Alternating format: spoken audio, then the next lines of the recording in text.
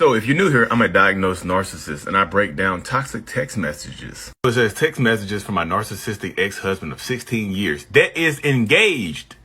He breaks my brain constantly. Been divorced a year in a few weeks. That's important right there. A year in a few weeks. So you can see here, he said, I was not trying to put a wedge between us. I still want to be your friend. So the reason I said earlier, this right here is important, been divorced a year in a few weeks. When it comes up on vulnerable times like that, like the anniversary of a special occasion, a special event, and things like that, narcissistic, toxic people can get in their feelings as well. I still want to be your friend. I still want to remain in your life in some way, shape, or form, which a lot of narcissistic people will try to do. And I know people, well, Lee, you can't be amicable after a divorce? What if he's just trying to be nice and reach out? See, you reaching too much, man. Look, you doing too much. He ain't do nothing bad. He just trying to be friends. Sorry again. It was never my intention to hurt you. So he clearly is admitting to hurting her over this 16-year marriage. When people say it was never my intention to hurt you, they knew that whatever they were doing would hurt you. It was their intention not to get caught. I didn't intend to hurt you by cheating on you and manipulating you and lying to you. But the impact was that, in fact, you did get hurt. But that was never my intention. Narcissistic people's typical intention is to make themselves happy. They seek happiness and pleasure at the expense of other people's feelings and things like that.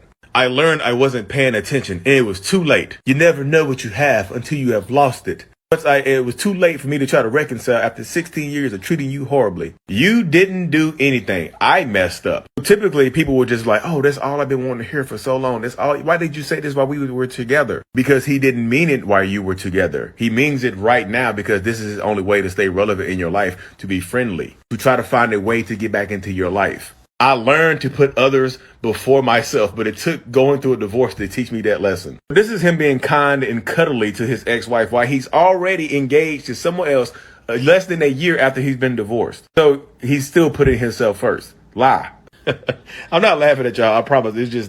I'm sorry I didn't treat you the way you deserved. I'm sorry I wasn't a good man for you. Too late now. This person right here is trying to tug on the heartstrings, trying to play the victim in this circumstance right here. But it is honest. They didn't treat you the way you deserved, and they might not have been a good man or a good woman for you in that instance. You deserved better, Michelle. Yes, you absolutely do deserve better. And when a narcissist or toxic person says this to you, they absolutely mean that you deserve better. But what they want to hear from you is, you did your best. You tried your hardest. Yeah, I know. You went through some things too. We both made mistakes. They want to hear that from you. I'm so sorry. Blah, blah, blah. In her original caption, she said, what? Why?